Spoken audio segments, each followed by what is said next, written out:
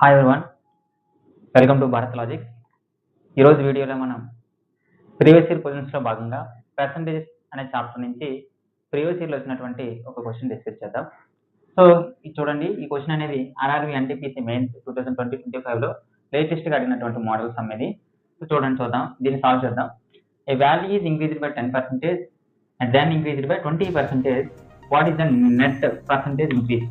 అంటే ఒక వాల్యూ ఉందంట, ఆ వాల్యూ అనేది ఫస్ట్ 10% ఇంక్రీజ్ అయింది, తర్వాత మరొక 20% అనేది ఇంక్రీజ్ అయింది. ఓవరాల్గా నెట్ పర్సంటేజ్ ఇంక్రీజ్ అయినటువంటి వాల్యూ ఎంత అనేది అడిగినటువంటి క్వశ్చన్. సో చాలా మంది ఏం చేస్తారంటే ఇది 10%, సో ఇది 20%, సో టోటల్ 30% అని ఆన్సర్ చేస్తారు. అలా చేస్తారంటే మార్క్ పోయినట్లే. సో దీనికి మనం ఈజీగా చేయండి. సో మీకు మెథడ్ చెప్తాను, కాన్సెప్ట్ వినండి. ఫస్ట్ కాన్సెప్ట్ ఏంటంటే ఏదైనా ఒక నెంబరు, ఫర్ ఎగ్జాంపుల్ 100 అనుకుంటా నెంబరు, దీని మీద ఏమైంది 10% ఇంక్రీజ్ అయింది. సో 10%, 100లో 10% ఏంటంటే 10. సో వాల్యూ ఏమవుతుంది 110. అగైన్ ఏమైంది మళ్ళీ 20% అనేది ఇంక్రీజ్ అయింది. అంటే 110లో 20%. సో 110లో 20% అంటే 22. 110 + 22 132. అంటే 100 ఉండేది కాస్త 132 అయింది. అంటే ఎంత ఇంక్రీజ్ అయినట్టు 32% అనేది ఇంక్రీజ్ అయినట్టు.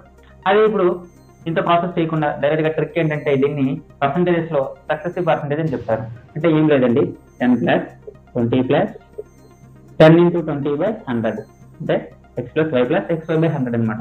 0 0 క్యాన్సిల్, 0 0 క్యాన్సిల్. 10 + 20 30. 30 + 1 × 2 32. 32% అనేది ఇంక్రీజ్ అయింది.